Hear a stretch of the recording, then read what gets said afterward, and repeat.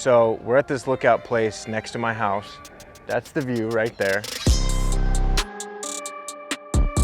Okay, so I brought this really kebab grill out, and I'm gonna do a very simple but tasty steak sandwich. Over here, I have all the herbs that are gonna go into this chimichurri sauce. I brought my little blender contraption here with me. And basically, so these are all the ingredients that are gonna go into the chimichurri sauce. I was gonna mortar and pestle it, but I just decided to do this I just decided to be quick about it. Here's the beautiful New Zealand grass-fed ribeye. It's probably like 2 inches thick. It's just massive, but good piece of meat. It'll make a bunch of sandwiches. So we're gonna go ahead and get the coals going. While the coals are getting hot, I'm going to make the chimichurri, set that aside so that we can go ahead and grill the steak. The steak's probably gonna take like 12 years to grill because of how thick it is. All right, so let me hit this.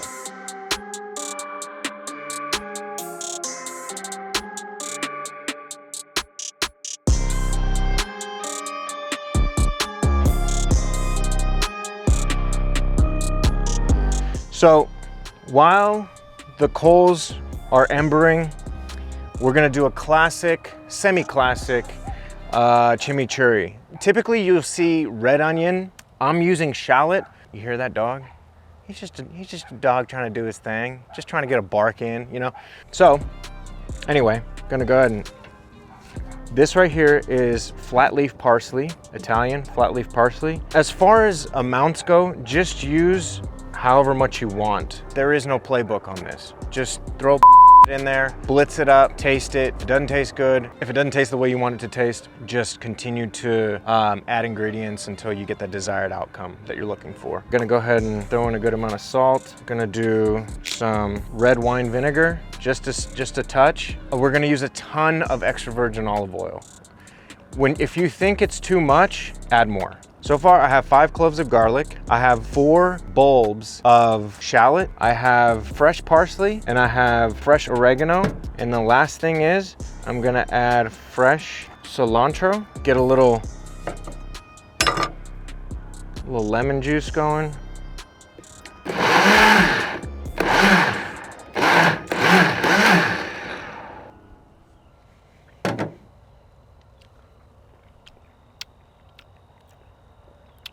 All right, it's actually really good.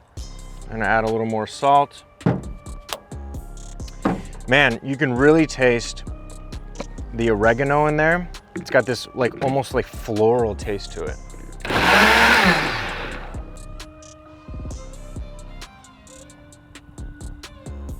All right, so what I did was I put all the coal, for the most part, in one area. I'm leaving this part with no coal because that steak is so thick. I suspect I'm going to get a char pretty quickly, and I don't want the outside to just be burnt and the inside to be raw.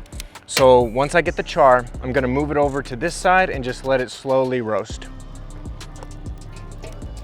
All right, let's hit it with a bunch of salt. This meat is so thick, you basically want to salt until you can't see any meat. So be very liberal with the salt.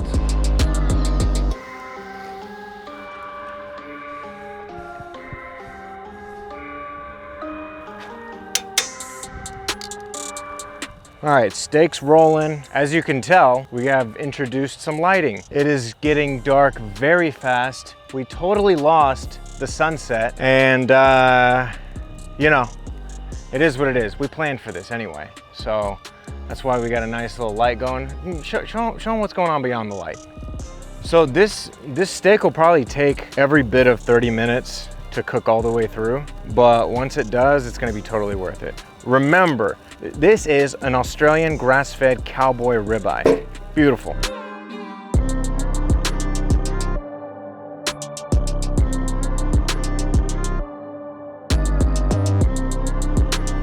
Nice. In it. Like, so the collapse might happen right now. As I flip this thing. All right, look at that. Look at that color we got. Look at that sear. This is a sear that people read about.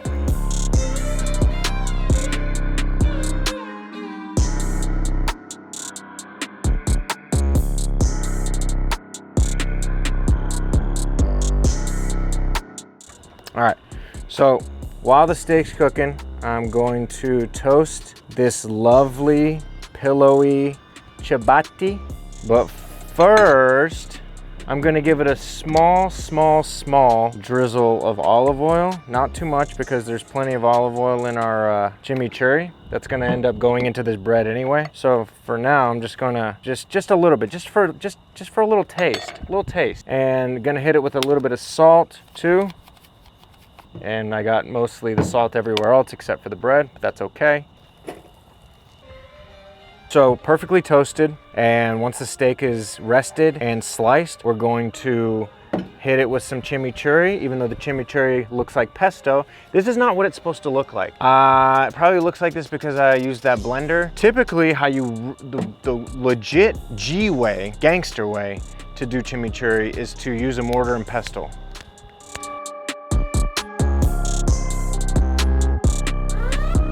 Steak is finally done.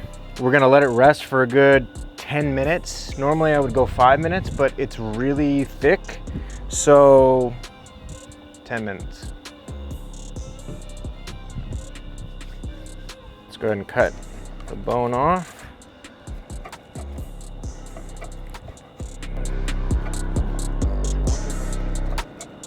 This is probably like medium well almost. A little bit overcooked, but 'tis okay. 'Tis okay. It's a steak sandwich at the end of the day. A little bit overdone. I left it on there too long, but still looks delicious. So let's go ahead and build our sandwich. Just get a little chimichurri, a couple pieces of steak,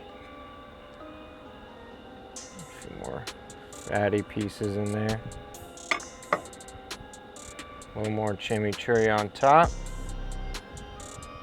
And then, last but not least, a little hit of Parmesan cheese.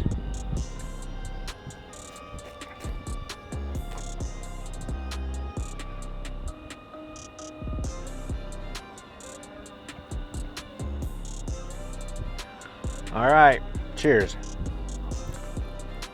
It's super herby. The steak is cooked really well. I know it's a little overdone, but for a steak sandwich, I actually kind of prefer it to be a little over than under, but the oregano really comes out. It's garlicky, it has a little bit of shallot flavor in there, and the olive oil. You know, the olive oil. The eye of a ribeye is relatively lean compared to the outer cap, and in this sandwich is pretty much just the eye. That's all I got. Thanks for coming. Thank you for watching. Like, subscribe, comment below, hit the bell notification, and we'll see you the next time we do this, which will probably be tomorrow.